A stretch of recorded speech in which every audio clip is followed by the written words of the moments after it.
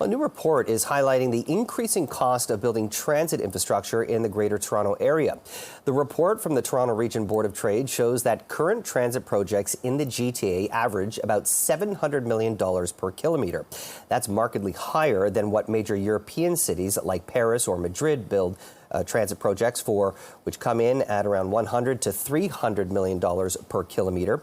The Board of Trade is recommending modular design and construction, strengthening oversight, and committing to a long-term infrastructure and implementation plan in order to bring down costs and delivery times. Well, for more on this, we're joined live by Giles Gerson, President and CEO of the Toronto Board of Trade. Thank you so much for joining us. And I was just asking you off air, why is there such a big disparity on the cost to build transit here per kilometre versus some European countries? Well, I think it's what you just said in the intro, Jamie. It's European cities have undertaken a number of measures over the past couple of decades to really try to rein in cost. The biggest one probably is the way they've approached transit build has been as a system, not as a series of projects.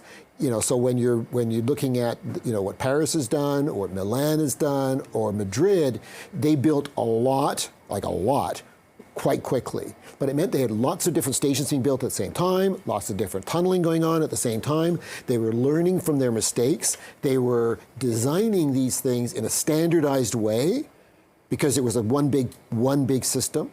And they were using modular construction. So they were doing a bunch of things that we don't do. We tend to go episodically. Project, stop. Project, stop. Project, stop. The polar opposite is basically... The muscle memory gets lost. And, and fundamentally, you don't have that scale that you've had in Europe. Because the U.S. is not much different from us. So let's talk about some of those recommendations. How do we bring down those costs significantly?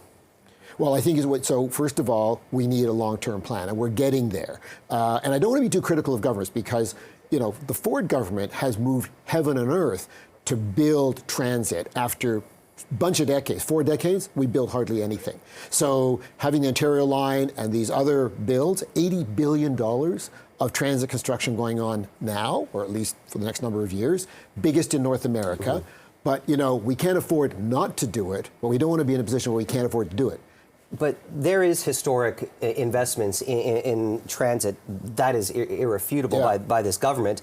But when you look at projects like the Eglinton Crosstown, it's been an absolute mess.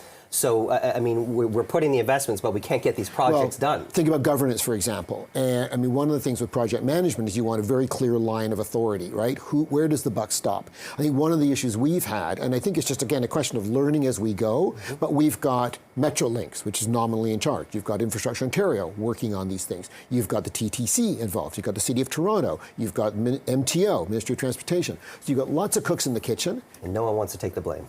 A lot of this, they're working their way through it, but the Europeans have managed to come up with, and in London in particular with the Elizabeth line, they were going through a similar problem.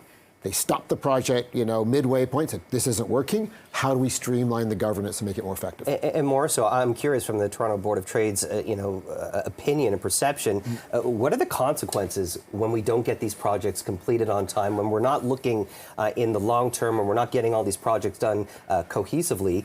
What are the ramifications for our city? Well, you lose public confidence, and that's critical. When you're spending $80 billion, the public wants to be sure that, that this money is being spent effectively. Remember in Toronto, if you go back in Toronto, you look at between 1980 and 2000, basically $100 million a kilometre, now $700 million a kilometre. I have to wrap this up, but I'm curious, with all that you've been talking about, does this deter business and international companies from setting up shop here? Does this kind of impact the way the city does business with other international partners? Look, I think when you look like you're effective and you're controlling your costs, you can attract more businesses here, particularly to these projects. Giles, we appreciate your time. Thanks for coming on. Thanks, Jimmy. Thank you.